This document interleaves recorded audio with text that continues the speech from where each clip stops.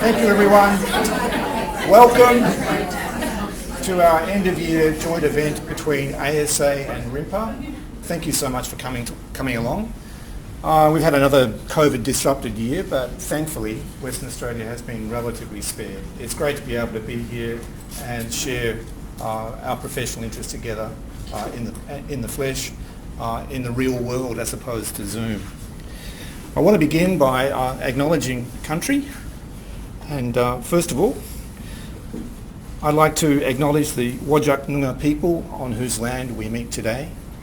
I'd like to acknowledge their elders past, present and emerging, and if there are any Aboriginal or Torres Strait Island people here today, I'd like to welcome them especially to this our end-of-year event.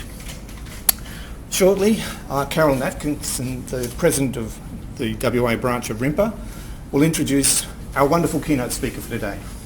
We have been fortunate to capture, persuade, cajole our very own Auditor General to come along today and to give us a presentation on the Auditor General's perspective on record keeping, maybe some information management, maybe some data management, also cyber security.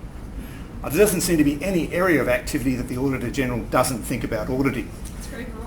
As I was going through the website looking at the range of activity, I was truly staggered at how much creative activity and analysis and scrutiny appears to be going on in that agency. Just a couple of announcements to get us underway. First of all, if you haven't turned your mobile phone off, please turn your mobile phone off. This event is being recorded. The question time will come at the end of Carolyn's presentation, when we'll have maybe as much as 15 or 20 minutes to ask some questions, guided by some topic areas that we think would be useful for discussion and would be valuable feedback to the Auditor General on our areas of interest. So no questions during the presentation, but some after, and also some specific responses and some guidance from you about the things that you think are important in record keeping in WA government. In regard to any emergency that might transpire, please note that you should be leaving via the staircase and not by the elevators. And also, if you feel the need to go to the bathroom, it's located down to the right.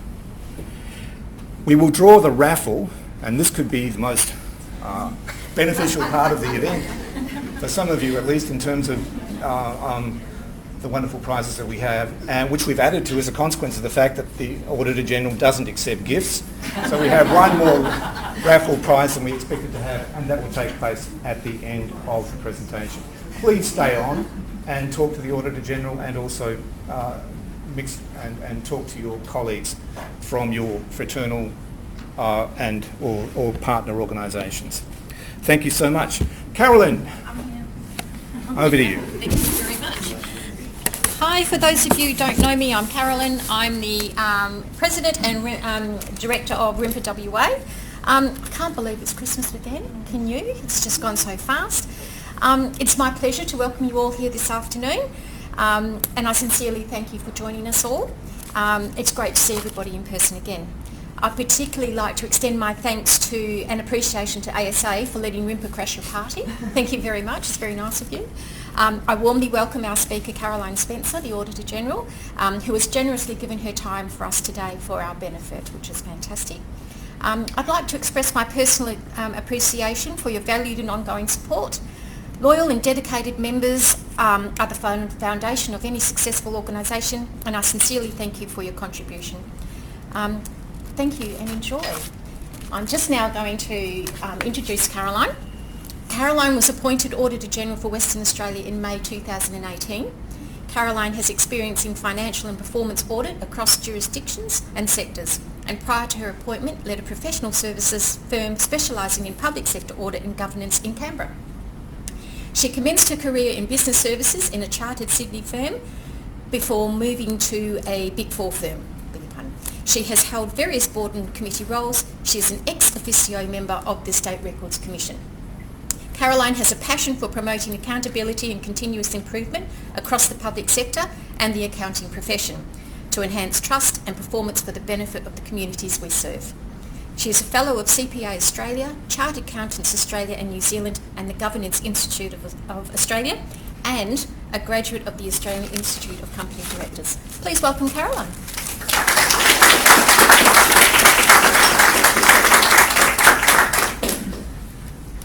Carolyn, thank you very much for that, and Mark, thank you for your introduction. Carolyn, is this your phone here? Did you want that one back? You can, okay, I've got phones here, and I just want to make sure that I'm not... We're using that to record. Oh, It's not supposed to be recording. No, only if you want it back. I just didn't want you. Now I'm going to... Now, where's the little button that I'm looking for, Mark? So just this one over here. That's it. Thank you. It's my great privilege to be here this evening. Thank you so much for the invitation, Mark, and all the members of ASA, WA and RIMPA. I'm hoping I'm going to learn something tonight. Just before I begin, I would like to also acknowledge that we are meeting on Wajak Budja, and it gives me great joy every single day to have the privilege of working and playing, living a very full life in this beautiful place, and I recognise that this part of the Derbil Yerrigan is indeed the traditional meeting places. My office, as you can see in the next slide, is located in Forest Place, which is a contemporary and an ancient meeting place for people over thousands of years to discuss not just the goings-on in the daily community, but also governance. And so within Albert Facey House, there's so many of us as integrity officers that have the privilege of working there. The Ombudsman, the Information Commissioner, the Mental Health Commissioner, the Information, the Equal Employment Opportunity Commissioner and others, and so it is a wonderful place, the Commissioner for Children and Young People, and I'm forgetting my colleagues who I really do have the privilege of not just meeting with as fellow integrity officers, but also just running into in the lift and seeing them as wonderful human beings doing all the fascinating work that they do. As Carolyn mentioned, I wear two hats, and I'll speak to you with those on. So as well as being Auditor General for Western Australia, which I'll just outline a bit more of that role, I have the privilege of being an ex officio State Records Commissioner, and our wonderful State Archivist, Damien Shepherd, is here this evening. So if we have too many questions on the goings-on of the State Records Office, I will pass to Damien if they get beyond my level of knowledge. But just in relation to the SRC role, that's a role that I really have accepted willingly and with great enthusiasm, because you can't be an auditor without relying on records and good record keeping. And so I'd like to acknowledge the extraordinary hard work and skill and talent, and in many cases perseverance of your professions, and because as auditor we rely on good documentary evidence. I also have a personal interest in the historical record as well, and I'll just share with you a little bit later on what that means in my office and in my role, and when we celebrated our 190th birthday recently. But I love this building, and so Mark, it was with great enthusiasm that I accepted this invitation just to come again to the Perth City Library, which I haven't visited, I'd say sadly, for probably 2 years, but it's one of these places that as soon as I first came here I loved it, and I would recommend to every visitor I had to the state, when we had visitors to the state, to come into this beautiful building and to spend time going around this beehive on each floor and appreciating the architecture, but also the sense of space, community, and just what it stands for in bringing us together through the written word and record. So that all comes together beautifully this evening for your end of year event, Mark and Carolyn, and so I really am delighted to be here. Thank you very much. I've got a few things I would like to cover with you this evening, but as Mark said, we've got some questions and answers that I'm really happy to go anywhere you'd like me to go. So these are some areas that when Mark and I spoke, we thought might be of interest. So I'm happy to skip over some of these or spend a bit longer on that, but I thought it might be valuable just to really give you my perspective on what we see across the WA public sector, and we have responsibility for auditing local and state government, but also I have this perspective, as I said, as a State Records Commissioner, so in overseeing, along with other integrity officers, the Ombudsman, the Information Commissioner, and a wonderful Governor appointee who was a specialist in archives, Alan Ralph, and before him Justine McDermott. And I'm very grateful for their specialist expertise on the Commission and obviously the support of the wonderful office staff. But in terms of that role, that's a great insight into record keeping across the sector that complements my day job as a state record, as the Auditor General. As Mark alluded to, we do a really diverse range of things. In looking at the whole sector, we report on 170 on state government entities, the annual financial audits of those entities. We also do information systems audits on the top 40 odd largest. We also now do forensic audits. That was largely in response to a request by the then Treasurer and Premier after the Paul White corruption scandal. And then we also audit now 148 local governments, and we do financial audits, information system audits and performance audits with those entities. And we report directly to Parliament. So we report to the Parliament on behalf of the people of Western Australia. So very much ingrained in our DNA with my 200 staff and all our contract audit firms is that we serve the public interest. And we serve the public interest by reporting directly to Parliament on what we find. And in recent weeks, we've tabled about 4 reports in the last 2 weeks, the results of our state government financial audit season, where we found more problems with financial management control that led to serious qualifications than the office has ever found in its history. So I think last year was 7 entities were qualified on 11 matters. This year, 17 entities were qualified on 31 matters. Now, as auditor, I don't have any power to compel anyone to do anything. I have the power of the pen alone. And it's through the power of the pen that we bring things to people's attention. And then it is the action that those entities take themselves when the Director General or the CEO or the Minister or the Council find out about that, or the Board in the case of a GTE. And then it's also the pressure that is applied through the Parliament, through the estimates proceedings. It's the pressure that's applied generally by the opposition, but I have to say there's a lot of very concerned ministers when we report things like that. It's also the pressure through the public and the media when we bring these things to light. So that reporting directly to Parliament as an independent officer of the Parliament is critically important. So I can't be directed on what I audit, when I audit, how I audit and what I report. The Auditor General Act guides me very clearly on reporting matters of significance to the Parliament that are in the state's interest. So I had a case where we found some really concerning weaknesses in the Register of Births, Deaths and Marriages. Really concerning system weaknesses. And it really wasn't in the state's interest to broadcast those at the time we found them, or the extent of what we found. And so I reported those directly to the relevant minister and to my 2 oversight committees, the Public Accounts Committee in the lower house and the Estimates Committee in the upper house. And that was a way of reporting the seriousness so that action could be taken, and my Act allowed that alternative reporting mechanism to get information to Parliament. And then when we had gone back in and audited that agency, and I have to say the Director General of the Department of Justice was writing to me every month letting me know what they were doing, because he was deeply concerned, of course. If you think about the foundational nature of that database, it gives you the gift of Australian citizenship through your birth certificate. It is foundational identity records for each and every one of us. And it's not hypothetical to think that someone could get into that database and get a birth certificate and then use it to create an identity. We saw, I think, out of another Australian jurisdiction some years ago,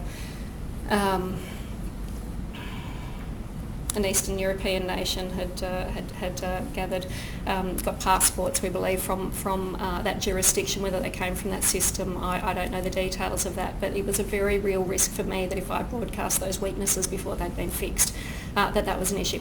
So that reporting line direct to Parliament is really significant. But as I say, we do that ultimately to get to the people that we serve, the people of Western Australia.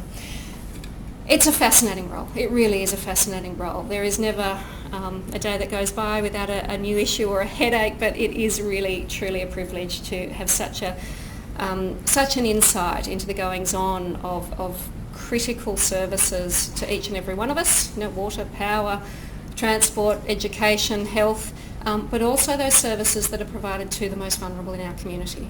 And so we've looked at municipal services, water and power to remote Indigenous communities. And it was the work of my office, my fine predecessor Colin Murphy in 2014 that reported and made very public to great community and parliamentary concern the levels of uranium and nitrates in water and the disruptions to power supply and things. And so what we found back when we went back there last year is an improvement, but still a way to go, particularly in a number of those communities that came over from Commonwealth support.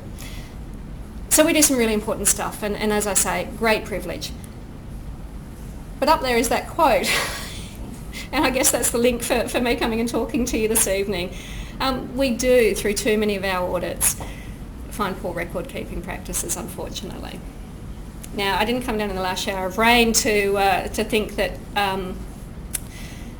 there are some things that aren't documented in any organisation, in any sector, either through expediency, through people literally not having enough time to put it on paper, but also we need to be aware that sometimes people don't want things recorded. For the most critical things, that's just not on. That's not on. And so we find that we often make findings around poor record-keeping practices. And, that doesn't help understand how decisions were made and accountability for those decisions and accountability for effective implementation of those decisions. So record-keeping is a critical part of public administration, which is what we look at every single day in our audits. Just before moving on slightly from the role is, I realised during COVID when there was such panic in those early days, and literally it was, from where we were sitting, it was fascinating because we worked out that we were in about 20% of any public sector entity on any given week. 20% of 300 entities. We're in a lot of entities. I have teams on the ground. I have contract firms on the ground that my senior directors are overseeing, liaising with, supporting. Or we're making information requests or attending meetings, entry meetings, exit meetings, receiving documents from. So we're in contact with at least 25% we worked out of entities. So we had a really good sense of what was happening across the sector as it was unfolding. And there was sheer panic. I had representations made to me on behalf of the entire local government sector not to audit them this year, next year, and no performance audits for another year, thanks. And I normally would not reveal the correspondence I receive, except they thought that was really good advocacy, and so they published it, and I was contacted by a journalist, and I thought, oh, look, this is a good example for the discussions I ended up having in the state sector. And look, it came from panic and people thinking that they were focusing on the right things, but it was the week before Easter, and I said, look, go and look after your communities. Shut down your rec centres, look after your staff, look after your communities, look after the businesses in your patch. And we'll talk again in a few weeks. Because at that stage I thought sheer panic could only last for 3 weeks. Anyway, we issued some guidance that got some great feedback on from local government CEOs and others in the sector saying, just be alert during this period to a sense of panic and perhaps an exaggerated sense of urgency around decision making, because you're going to be living with the consequences of these decisions and the scrutiny on these decisions for years to come. And you're going to have other things that you want to move on to rather than going back in time. And in the Commonwealth, I helped audit the Pink Bats program, the home insulation scheme. We all remember that. There were tragic deaths of young men in hot roofs in particular. But looking back and unpicking that was fascinating. But that panic, I'm really pleased to report during this period that my counterpart in the Commonwealth, Grant Hare, is I think there's been a genuine learning of that at the Commonwealth level around just not panicking and then going through not just copious, huge number of performance audits, whether it was school halls or Pink Bats or other things, but also royal commissions. If you get it right the first time, just take that little bit of extra effort to get it right, and that includes documenting key decisions and the basis for those decisions, then it might slow you down a modicum. But that's what public administration is all about. It's accountability to those whose decisions and actions you're impacting. But look, that's enough, I guess, on the current work. I'm not sure what that black bit is there. There was a picture on my slides. What was it? It was a public service listing. Anyway, look, we had a wonderful, that top right picture is almost my entire office in the Legislative Assembly of the Parliament of Western Australia. I do hope you've all been in there and been on a tour. This is, our seat of democracy at the state level. And so even before the Captain Stirling landed the ship and founded the Swan River Colony, the first public auditor was appointed. The Board of Counsel and Audit, so important to good public administration and essentially the success of these people that were coming to what seemed a very far away place, the protection of public property and money, that they recognise the importance of accountability and scrutiny and the written record. And so in taking my staff to celebrate our 190th, which is a massive, recognition and achievement for any organisation, I thought there's no better place to celebrate it and get, I don't know if you can see across the lines, this is the former Parliament composition, but had the Premier and the Leader of the Opposition, the chairs of my oversight committees, the Speaker and the President of both houses, the Deputy Chairs of those committees, and integrity officers all recognising the value of public audit in the state. And predictably the Premier says, we don't like audit, but we understand it's important. We loved it in opposition. And the then Leader of the Opposition said, well, when I was Police Minister, I didn't really like audit, but it's really important to me in opposition. But look, scrutiny is uncomfortable, but that's part of accountability. And so to take my staff in there, because we're up briefing parliamentarians every time we table a report, so I spend a lot of time up there briefing ministers and any MPs that are interested in our the particular report. I always see the Parliament as my key stakeholder, and through the Parliament, the people of Western Australia. But some of my staff had never been in there, particularly the new starters, or the financial auditors that are so out on site, so busy out on site all over the state. So this was such a special day for them, and to have that recognition by our key stakeholders across the spectrum, across the chamber, was so special. But in preparing for that, we went through the archives, and I remember when I was appointed, the State Records Office did a wonderful introduction to me for some of the state records, and I saw everything from some of the earliest letters from the Auditor General to the State Solicitor General seeking advice on certain matters, and whether it be how to account for cows, or whether, what was one of them? This was an interesting one about whether the supply of liquor on board the state vessel Kangaroo, and if it travels between Fremantle and Singapore and is outfitted with a bar, does it need to be licensed under the Licensing Act? But cows, some of the early records noted that cows could be charged to item 73 for provisions, bedding and clothing, uniforms, fuel and water. But the Auditor General, my predecessor in 1911, would not object to their purchase being charged to item 79, postage, stationery, upkeep of horses, carts, travelling, transport, etc., as it's also fitting. But when I was taken on tour of the State Records Office, Damien's predecessor, Catherine Kasakis, and the wonderful team showed me C.Y. O'Connor's suicide note. And he's something of a legend in popular culture here in WA. And we all know about the wonderful, the critically important pipeline to Kalgoorlie and how that sustained, the first mining boom of our state and contributed to the wealth and prosperity of this state and population growth. And joining the Federation. But when I went to my archives to prepare for the 190th, I saw quite a different side. Because my predecessor, who served at the same time over that decade of the 1890s through to sort of 1903, he was in office at the same time as Fred Spencer, so namesake, no known relation anyway. It'd be on my husband's side if it was. But stranger things have happened. But he would talk, in the early records, he was talking about an officer in the Public Works Department.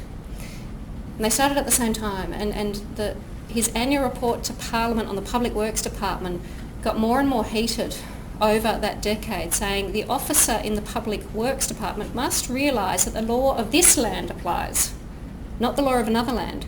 And if you read, C.Y. O'Connor had come from New Zealand. And it gets more and more heated, and then he publishes the transcript of a rare interview he gave with one of the newspapers at the time about his concern about what was going on in the Public Works Department.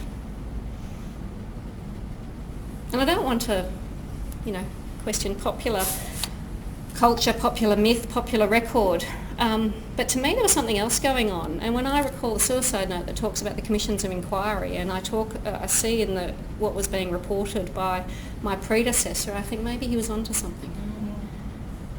And now it often happens with people with great vision. They need to be kept, their reins need to be checked regularly, so they need someone else to keep them in check, to do the paperwork for them.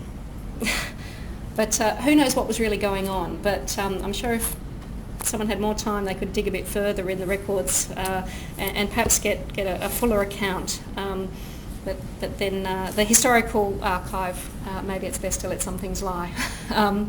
But fascinating is the record, and I think that open questioning and review of what is there is so critical, and I do appreciate, I recognise the great responsibility that I have in the role I hold in observing and recording and contributing to that public record. Look, I'll move on. Each of these audits up here, we commented on record keeping. So Safe WA app, we've all got that on our phones. It goes without saying that audit evidence comes from entity records, and we corroborate.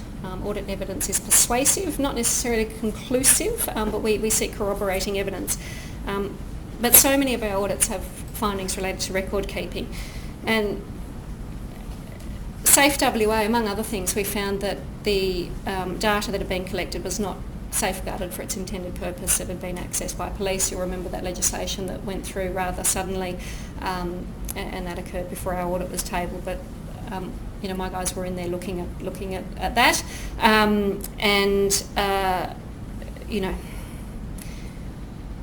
often when you're looking at bespoke systems and the data they hold and things, we find things that may not have been done perhaps as well as they could have been. I guess the good news we found is that the people within health support services did appreciate the importance of this, getting it right, safeguarding the data, testing before they went live, and then refining as they went. But that obviously was the critical issue about not safeguarding the data for its intended purpose. Grants administration, I don't need to tell you about what, sort of a number of high-profile grants, but grants are really important to be documented, the basis on which they are assessed against eligibility or other criteria, and then the basis on which they're awarded. And it's usually when a minister's office doesn't necessarily accept the advice of the department or entity that has been doing the assessment that we see it in the headlines. And look, that showed the very important point of documenting decisions, having good processes, having them documented, having documentation that shows they were followed, because you're handling public money and we don't want it being used to best political advantage. We want it being used to best effect for those most in need in our community, whatever the intended purpose of the grant is.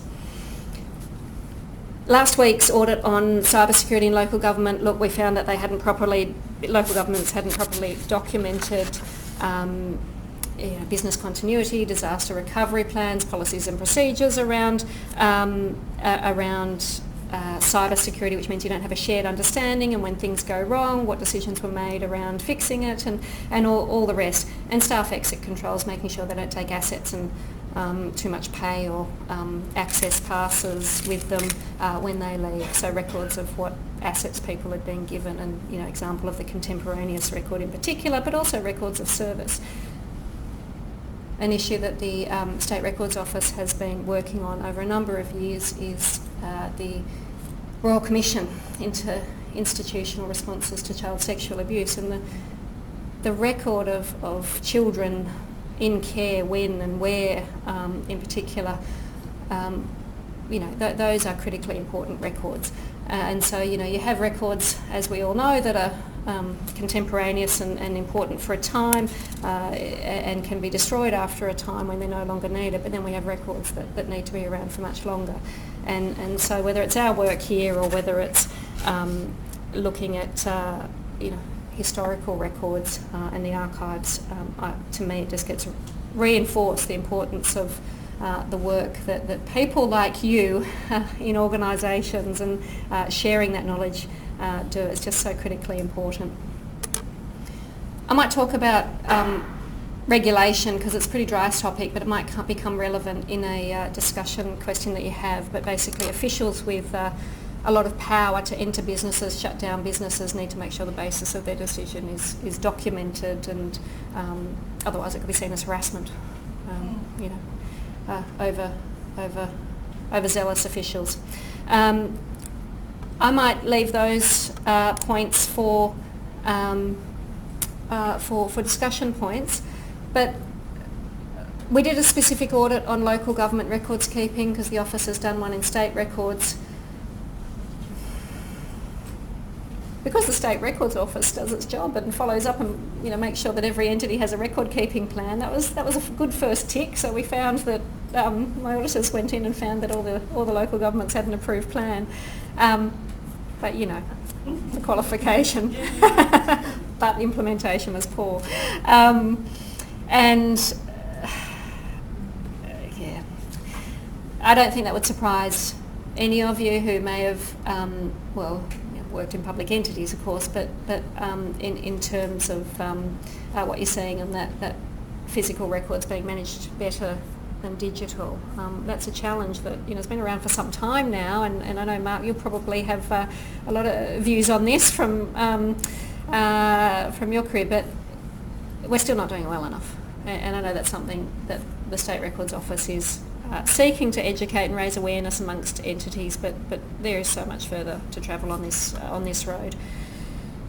So we make some recommendations, as we always do, and in local government, actually they need to have an implementation plan to follow up that, which is a bit different to state agencies. So that's actually something legislatively that seems to be a bit tighter and seems to be working reasonably well. Local governments don't always welcome us when we come and audit them. Some do, some really do. They see us as good sources of advice, and almost, the CEO goes, great, this is my prioritisation or consultancy of telling me what's right and wrong in that area. So the good ones really do welcome it. But the implementation plan, I think, is a positive thing there.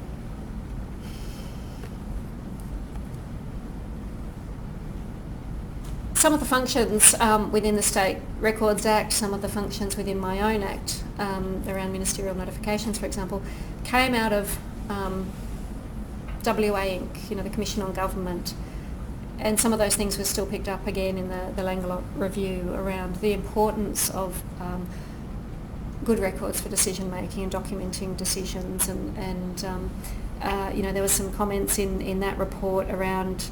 And you'd be aware that this was at the change of government, a review commissioned around government trading enterprises, the utilities and ports and things, around whether there was adequate record keeping around some big investment decisions. And those entities deal with bigger pieces of kit. When they upgrade them, replace them, or make decisions to relocate them, they're very big decisions, and making sure that there are good records at the GTE level obviously is very important.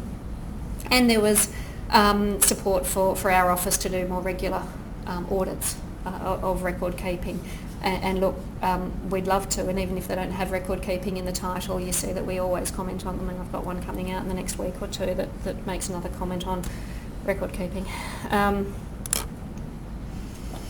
This is just a slight slide, because are we out of time? What time are we at, Mark? Oh, okay, great. Okay, I won't rush through too much, but I think the more interesting part from your perspective, and certainly I would love to hear from you guys, and actually, what would you like to tell me as Auditor General? What would you like to tell me as a State Records Commissioner? I also wear another hat on the Accounting Standards Board, but it's probably of less interest to this group. And really, my job there is to take the public sector perspective and get a bit of pragmatism there. But in terms of what we're doing across the sector for I really do see our role as not just providing assurance on the public sector about what's working well and then what's not, and making recommendations for that, but I really see our role as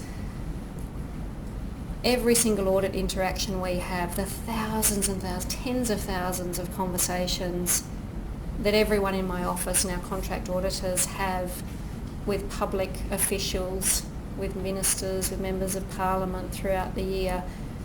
That's an opportunity to raise awareness, to educate, to inform about the importance of good public administration, the impact it has on our community, what good looks like. And because we've got that perspective across the whole sector, to really, to the greatest extent we can, pull those insights together and provide resources to the sector. So it's not necessarily the role of an Auditor General in any jurisdiction to produce better practice guidance. That could have come from Treasury, or it could have come from the Department of Local Government. When I said that when I first arrived in the state, there doesn't seem to be a better practice guide on audit committees or financial statement preparation or on a range of things that we've stepped into. I'm happy for someone else to do it. And I waited a bit. No one jumped in. So we had some, huge number of talented, dedicated people in my office who can pull these things together, not reinventing the wheel, but drawing on resources from other jurisdictions, and provide a practical guide. So there's a lot of principles in there, but there's also in a lot of toolkits. So in here, if I'm going to bring it back to record keeping, in our better practice guidance, documenting accounting judgments is really important, both to the accountable authority, whether it's the Director General or the board, signing off on the financial statements, but also it's really important for the auditor to know the basis on which certain judgments in accounting were made. And now I know everyone thinks that accounting is black and white. I know that, but it's not. There are judgments around a whole range of things. How long does this asset last? Are we writing it off over 40 years or 50? We know it's going to be here at least 80, barring some disaster. So what depreciation rate do you use? That's a judgment. You can seek advice on that, you can look to what others are doing, but that's a judgment, and documenting that. So it doesn't end about the number of judgments that need to be made. How do you value the jetty, over at South Perth or wherever it might be? How do you value the port? How do you value, what assumptions are you basing it on? And so documenting the accounting judgments is really, really important, setting out the basis for that. And then that's laid out and disclosed in a set of financial statements that then the user can read and say, hang on, one local government is valuing its playgrounds at this or depreciating it at that, and another one, which looks pretty similar to me in a similar area, land prices pretty similar, is doing it on this basis. Why is that?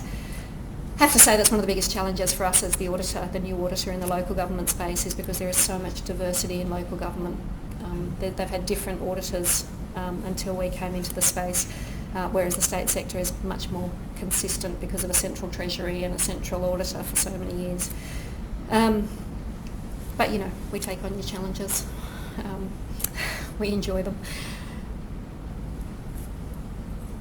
At the back of a lot of our audit reports is checklists around better practice principles and guides, and they're really a quick check for entities. So whichever entity you work in, we must have over a dozen better practice, maybe up to 2 dozen now, better practice checklists on our website. There's one on record keeping at the back of the local government record keeping audit, where we're just trying to share really the criteria we use in assessing whether an entity is meeting our expectations. So to us, that's what good looks like, and it's usually based on a particular standard or framework or central agency advice, or we try and find a standard to assess against, because that's not up to us to determine as auditors, but we'll have a pretty good go at it if there's nothing else in the space, and we say this is what good policy implementation in this space should look like. We explain our rationale, and then it's for others to say whether that's reasonable. But I'd have to say that doing those checklists, we get some great feedback on them, but the greatest area of satisfaction for us is where we see some areas of fantastic audit impact. And Something I think I see more here in Western Australia and in a state jurisdiction rather than at the Commonwealth level is that impact from audit. It's a little more hands-on because states and territories deliver frontline services, as do local governments. So we did an audit that was it was a really unique piece of work. No audit office has ever done anything like this. And it really is a testament to the skill of my performance auditors and just the way they think and they look at what impact can we have with the mandate we have. And we know that, we did this in 2018. The system's in more crisis than it was then. But we know that agencies have a huge amount of information and we know they're not using it to greatest effect for decision making. And so what we did here was we developed a data model with all the data available to the Department of Health. And we got data for every person that has accessed a state-managed mental health service over the last 5 years, de-identified of course. And we found that found an insight that the department itself, it blew everyone's mind. It's 10% of the people using 90% of the services. ED, the front door for mental health probably shouldn't be an emergency department, and if it is, it should be for a tiny percent in really acute need, but huge numbers are going through the front door. Inpatient services, community services, coming in through all sorts of mechanisms to state services. But we worked out the cost of the most expensive care for some of these people. $1,500 a day for a hospital bed. For a step-up, step-down facility, that is often more appropriate with wraparound services, $700 a day. I don't remember the precise numbers. It's been a while since I spoke to that one. But, there's some amazing data there, some amazing information that is not being used. So we've been asked to do one for child and adolescent mental health services since we did that one. And I kept saying, we gave the data model to the Department of Health. We're not their data bunnies. That audit cost us $1 million. We don't have that many millions to audit, and we have the rest of the sector. We want to see that agencies use the data they have to best effect. They have it. And they should be using it to understand their businesses and how best to service our community. Because they're our dollars as citizens. This public money concept, it's our money. It comes from the burger flippers, the childcare workers, the truck drivers. It comes from people who are working hard and would rather perhaps do something else with it. So we have a responsibility to spend it efficiently, to not waste money and to provide the very best services we can for that money. Working with children checks was, that was one that got a huge amount of parliamentary attention, but great change, really great change.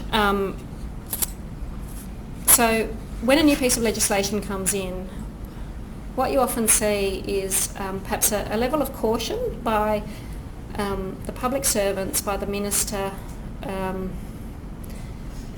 by elected members, to not be too heavy-handed in the first few years, because it's new and that feedback will go straight to an electorate office. And so the public servants here, and when you implement a new obligation on someone and it stops them working, they can get rather upset. And so working with children cards did just that for people working in education, childcare, and other services and community sport and the like. So when it was first implemented, the Department of Communities used a precautionary approach, except it was weighted in the adults' favour. And so even when they had a flag and they were investigating perhaps a violent crime that they didn't have the details of, it had come from another jurisdiction, but it raised as a flag on police checks, because we now have a national system on that front, they would still issue an interim notice, an interim card, so that person didn't have to stop work or could start work.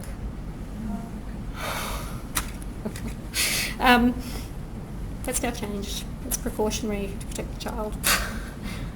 So no, you can't have that card, or you can't renew your card, or I'm sorry, something's come up and you've got a card, you're going to have to stop working while you do that. We'll notify your employer, or we'll check that you have. That's now weighted. That precautionary principle is now in favour of the child. And so, look, seeing things like that is greatly satisfying. But as I mentioned earlier, it's those thousands of audit interactions we have every week, that those quiet words of reason, and my guys are,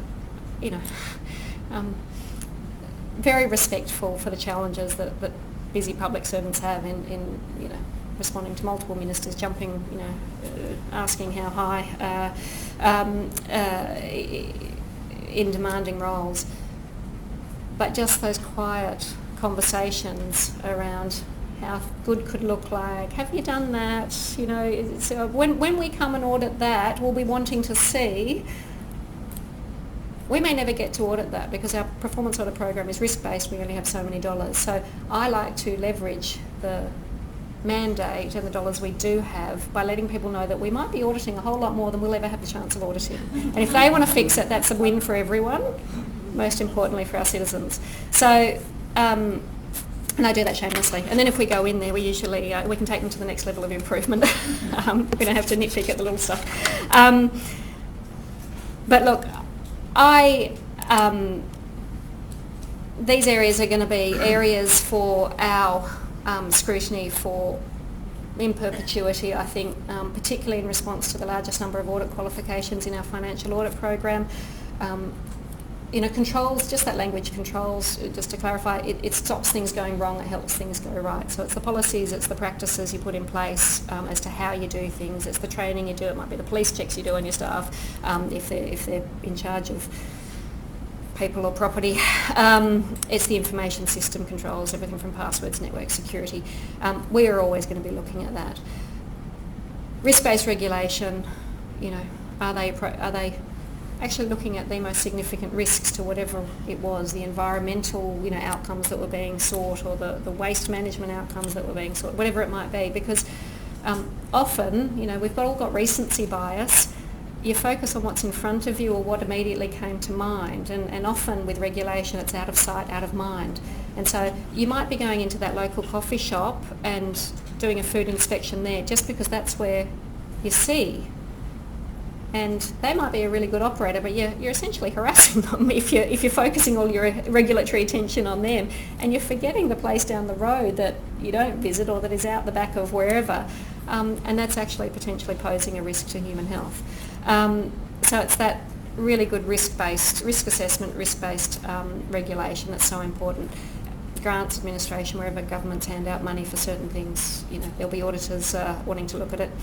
To the greatest extent we can, or at least saying we're going to look at it to get the outcome that they just do it right the first time. And advice to inform decision making, because as auditors we don't comment on policy. We respect the ballot box, and it's up to the government of the day to determine policy. What we look at is the public sector's role in implementation, and we also look at the public sector's role in providing advice, full and frank and fearless advice to inform government policy. But we recognise that elected governments bring rightfully their perspectives and experiences to the cabinet table to determine policy. That's indeed what they're elected on. So we just look at the role of the public sector. And we will always have coverage in those portfolio areas that spend the most amount of money. A quarter to a third goes out in each of the health and education portfolios. They are so critically important to the well-being of our people, and they've got a lot of money flowing through them, but it's important it's managed well. So we will always have coverage there. We're looking at school psychology services, for example. We're looking at long stayers in health. We'll shortly start. We'll look at EDs and a range of things in our performance audit program, as well as the financial.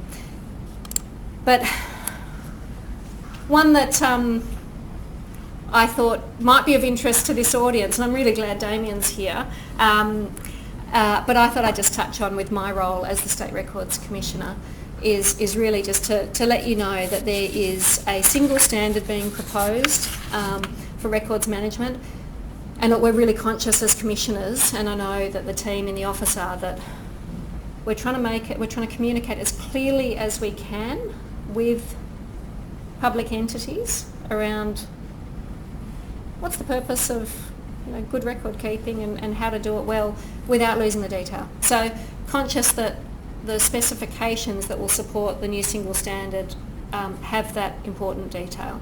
And Damien, there's going to be a lot of consultation with stakeholders, with entities that's already started, and I presume with this good group. Great. And that is really important, both to, and the thing that we've grappled with obviously is what's a record versus what's information management, and this is a question I'm sure that entertains us all in this room, but it's not clear yet. Agencies are implementing systems, they're implementing processes, they're dealing with vast amounts of information, and they want simple guidance. And I often talk about what's the principle versus the rules. You can't write rules for every single situation, so you need to tell people what's the outcome that's being sought. You need to have guiding principles, some rules obviously, but you need to allow judgment, because you can never write rules for every single situation. Just look at the Income Tax Assessment Act. When I started as an accountant, it was the 1936 Act that was this big, like literally 4 or something volumes, this big, and that fine, beautiful, thin paper and tiny writing. And then they did what was the Tax Law Improvement Project and looked at writing the 1997 Act, which was even bigger, and the idea was to get rid of the 36 Act. They haven't. Now we've got 2 acts, and it's the reason I studied in business services and tax only for a few years in the beginning of my career. The ATO issues rulings, public rulings, thousands and thousands of them, and then private rulings. If the Income Tax Assessment Acts and all the public rulings don't give you enough information, you go and get your own private ruling. You can't write rules for everything, so you need to understand the principles, and that's what we need to do in communicating people. So when I talk about accountability and transparency and dealing with public money and delivering best services to the public and being efficient in that use of public money, because it's not ours, it's theirs, I hope that gives people a sense of the principles I work by, and that if they were trying to satisfy the auditor, they follow those principles, and then work out what the rules are in that space and apply those. One thing I'm really pleased to see from the State Records Commission table is the work that the office is doing in monitoring compliance with record keeping plans. And it's not just because I'm an auditor and I like compliance. Hopefully the principles versus rules conversation gives you an insight there that to me it's outcomes. But we have those obligations under the State Records Act as commissioners to monitor compliance, and so making sure that agencies are aware of what their obligations are, and we are making sure that they're meeting them. We're developing new procedures to really highlight the procedural fairness that we'll give them, but potentially go a bit harder if we have to, if we're not seeing compliance in any areas. But the wonderful thing about the public service is the commitment, the understanding of good records and the commitment to that. So I don't despair. It gives me great hope that there's good people trying to do the right thing every single day in the public sector. And so it really is about making sure people remember why it's important to do the right thing. There's someone coming and checking on a fair bit of what they do, but not everything. But also, we're all here together to serve the public interest. And so, as auditor, as entity, we're not in the same role, but we're actually working together to a common outcome. And so, on that note, look, I'll wrap up, and what I was going to say to you, and I'd really like to hear some questions about any of these areas. And Mark, I think you had some talking points that might prompt a few more questions from people. So I'm not sure whether you want to take the mic and throw to me. Please do. I'll swap and I'll have a drink. Thank you so much. That was wonderful. Auditing is really something that makes a difference to people's lives, and that's something that came across quite clearly. Our concerns typically have been about classic notions of accountability and the importance of records in accountability.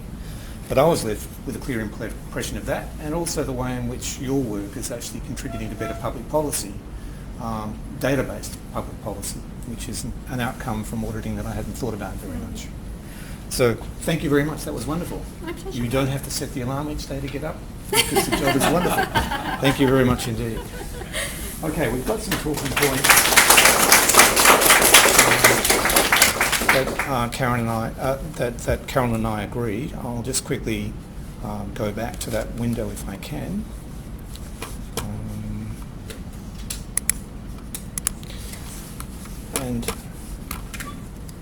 But don't feel restrained or constrained if you have other questions. These are some of the areas that Carolyn touched upon. We share a common interest in wanting to build record keeping on the basis of a philosophy of continuous improvement. How do we achieve that? You guys, through your own work, will have experience-based knowledge of the strengths, weaknesses and performance of public agencies and related issues, and how that might contribute to continuous improvement. That is, our understanding of those issues. Maybe culture in organisations is a problem, and maybe that defines itself in ways with record keeping which is not particularly helpful. You might also have perceptions of direct and indirect costs to the WA government of poor record keeping and information management that haven't been canvassed by Carolyn, but you think ought to be conveyed. Some of those costs might be direct costs, or they might be indirect costs. Many of us are advocates for digitisation, for example. The costs and benefits of digitisation may be something that's worthy of the Auditor General's attention across multiple agency contexts. We have a situation where large volumes, and Damien may correct me on this, of public records are being stored with archival value in private sector, in outsourced records management and private sector agency contexts. We don't have any government-owned provision of that kind which is substantial. That service in New South Wales accommodates somewhere between 60 and 100 kilometres of records. That is government-owned records repository. And correct me if I'm wrong, Damien, you have about 13 to 15 kilometres of storage at your disposal. I often talk about the sort of 15% or 15 linear kilometres and the 16% of state archives in the state archives collection at the moment. So that particular situation might suggest that there could be costs accruing to records and storage of records and documents in WA, which maybe are a matter for concern in terms of value for money, in terms of how taxpayers' money is being spent. Do we have a competitive market for provision of those services in WA? And is the absence of a competitive market maybe leading to increased costs that the citizens of this state might have an interest in, because that money could be spent on other kinds of government services? We also have, as Carolyn mentioned, we have audits and inquiries, we have a Longinot report. These are really substantial undertakings, and they often reveal problems with record keeping. We need to ensure that the investments that we make in these commissions and inquiry result in enduring change. Did the Longinot inquiry result in enduring change? Perhaps we could consider how we might ensure these kinds of investments do result in a better future in terms of how this particular function is happening in the public sector. So we're all about building a culture of improvement, and you may have your own ideas or suggestions for future activity the Office of the Auditor General might do in this space you think is important and you would like to draw her attention to. I've just got a couple of things that I want to mention in that context. C.Y. O'Connor. If he had been living... myth, Mark. I haven't got the full... If he had been living in the era of digital information systems, what confidence could we have that those notes, those unfortunate notes that he made, would have endured into posterity and be available to us today? Looking at records that relate to child sexual abuse in institutions, again, if we're looking at digital record keeping systems, we would be expecting digital records that relate to those kinds of interactions to be available in 50 years. Could we be confident that that would happen today? This is a reflection on what kind of digital preservation capacity this state has. There are major projects underway in Victoria, New South Wales and Queensland to provide digital preservation capacity which is fit for purpose for government. I'm not aware that the West Australian government has committed to this, Damien, at this particular point in time. Well, look, there's certainly some work going on around what that might look like, but I will also say that in those other jurisdictions, they're also wrestling with how to do that. And I kind of often use the example of C.Y. O'Connor again, the original plans for development of Fremantle Port, so there's several linen plans, beautiful pieces really, and you can pull those out and look at them and examine them today. how might I, as state archivist, ensure that 120 or 130 years from now, someone could use something like the Westport scenario planning analysis in some way to interpret and understand decision making today? That's a challenge of the age, and talking to my CARA colleagues, so my counterparts in other states, I don't think anyone's really nailed that. We're kind of trying to hedge our bets a little bit, but it's something collectively that we're definitely looking at. And I think there's lots to be learned from those other jurisdictions, but I wouldn't say anyone's really got that worked out. However, it's great to see some investment in those states, and I hope to see the same thing in Western Australia in time. Yeah. Another context for which that problem plays out is with large-scale projects, things like Metronet, things like gas-fired or gas processing systems, LNG plants and so forth, where the contract documents and the need to monitor the relationship between a company, an entity and the state needs to be working over very long time periods. Again, that's another risk for the state if we don't have the capacity to manage those kinds of documents as a shared service provided to the government departments and entities of the state. So just one last question there, and I've finished after this. Do we actually know, in terms of terabytes, what the digital archive of the state of Western Australia is? Is there a figure for that? There's certainly numbers around the overall. Most agencies will manage records or data as a whole thing. How much of that is archives? There's certainly there is some uncertainty around that, and that's really what we're proposing as the starting point for the state is, effectively some kind of audit or stock take as a starting point, so that we know where we stand and we can make the right decisions about how best to deal with those. At the moment, it gets a little bit cloudy or muddy between, what's shorter term, what's of relevance shorter term, what's of relevance longer term. So it seems like a good starting point, and I'm really happy to say that there's some really good contact between the State Records Office and agencies, but including those agencies that are responsible for the state's biggest projects at the moment, and that's something that we're working on quite actively together. So we've made a start, but we have quite a long way to go. Thank you. Okay. Mark, can I just add to that? And it's great. My concern is local government, because they do a lot of things that service the community. And whilst the larger local governments tend to be able to manage their records and so on, the smaller ones don't.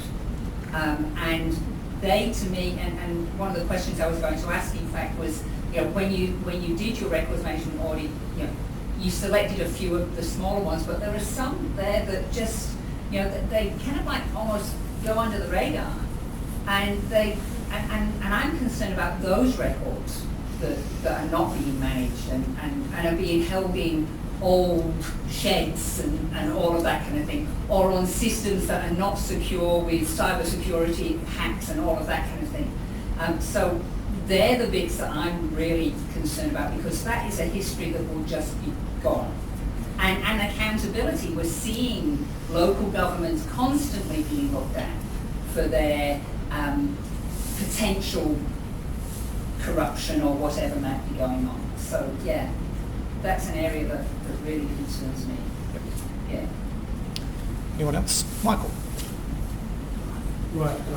Two things I'll just mention. Firstly, since we've been talking a lot about C.Y. O'Connor, sadly... I thought I'd opened something up there. I was hoping I would. Public Works Department files before about 1920 were stored behind the barracks in a shed. And when Miss Lucas, first archivist, went there after the Second World War, they were all written with white ants. And because they didn't have much experience, the archives were dealing with white ant records, they said, sorry, and they were all just disposed of, rather than more carefully preserving parts that might have been reconstructed. So we will not, in fact, find any detail relating to the affairs of the pipeline and the various staff of the LNG.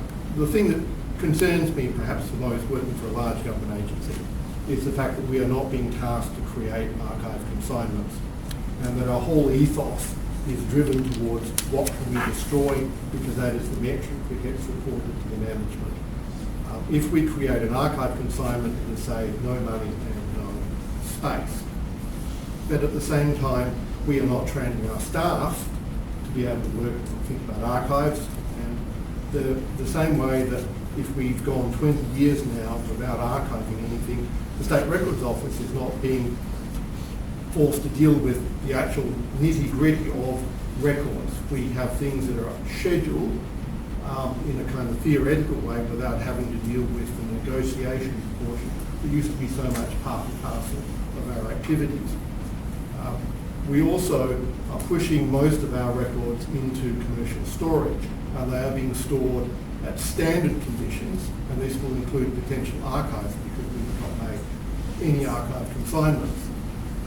Vault storage is expensive and not favoured by the higher management, and indeed vault storage is a bit of an issue because there's not too much of it.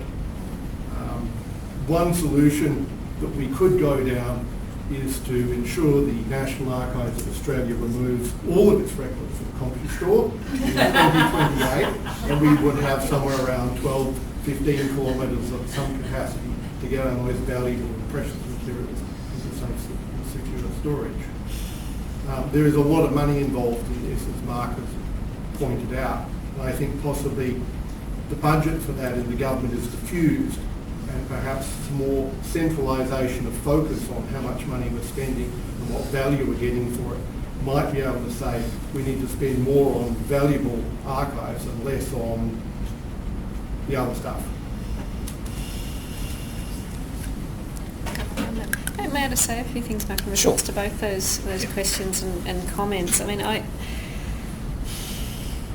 as I said to a former ICT minister, a bit of disconnectedness can be good from a cyber security perspective, from a environmental hazard perspective, fire or white ants.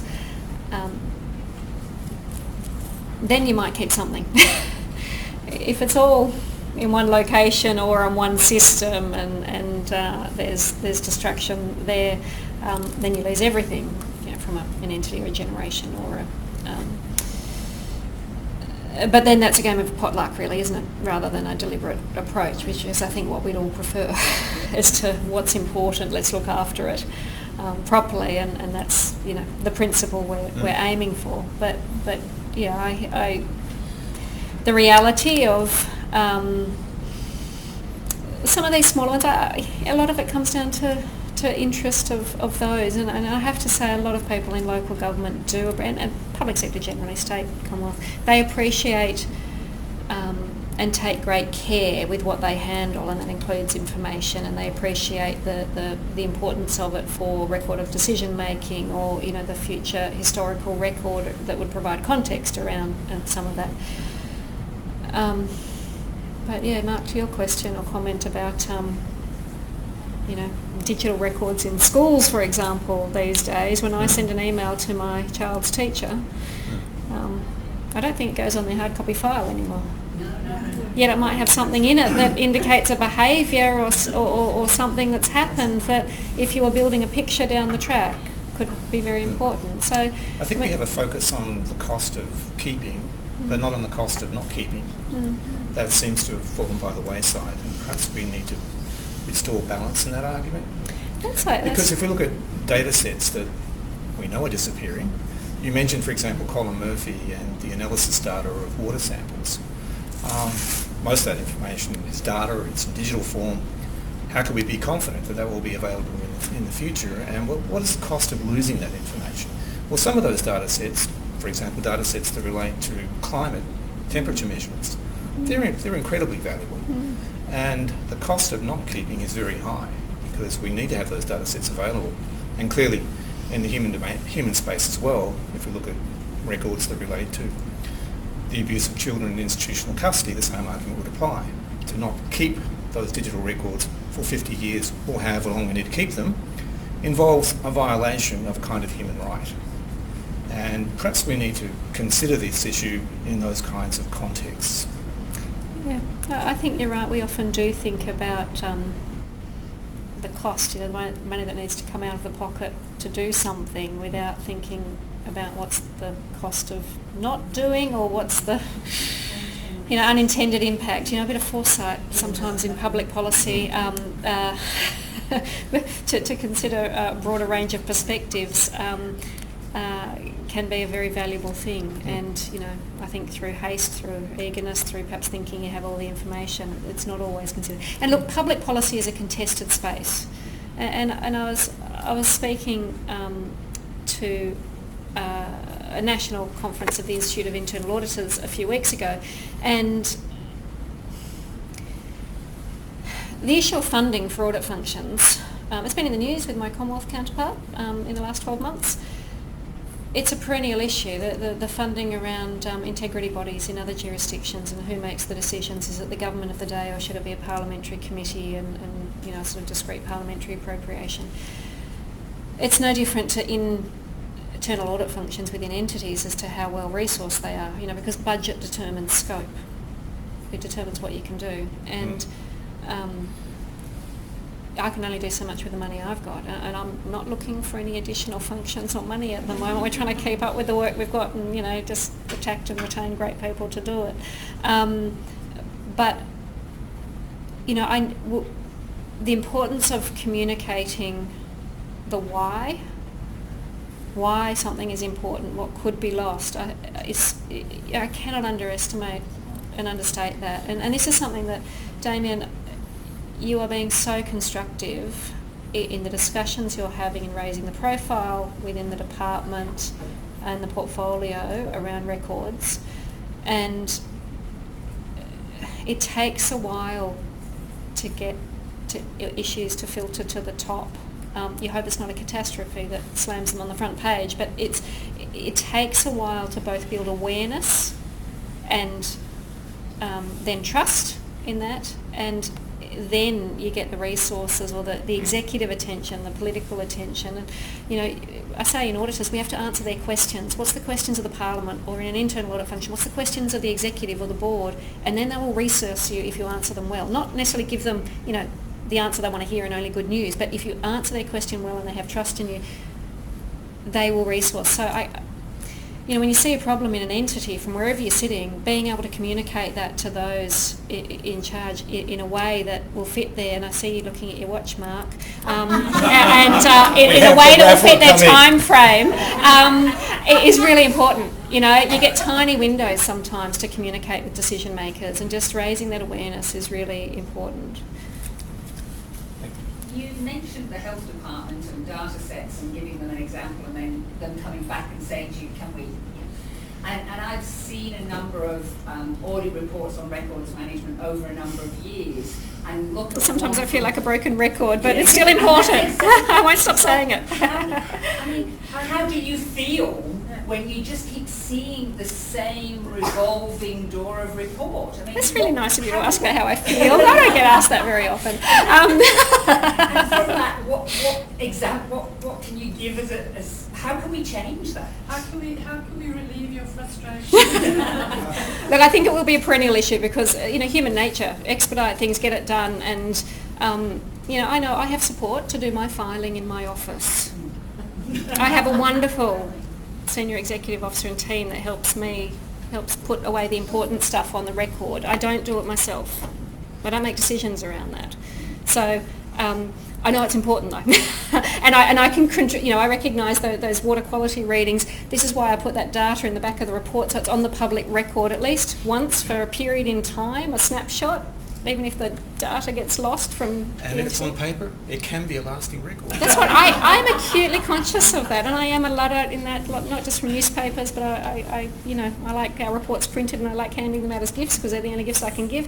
But look, I would say just keep raising awareness within your own organisations and your own spheres about the importance of it, and those examples, those tangible examples, I think around some of the most important human issues, whether it be the Public Works Department or the history, of Halls Creek, or the Royal Commission into some of the most heinous crimes against children, and how records and that being a human right. These conversations are so important. It's so important to meet as interested professionals sharing our frustrations so that we know we're not alone. We read, C.S. Lewis, we read to know we're not alone. We come to groups like this to know we're not alone in our sort of search for answers or efforts to improve. So human nature, I guess. Let's just try and find the best of it. We are out of time, so thanks everyone, and please join me in thanking Karen.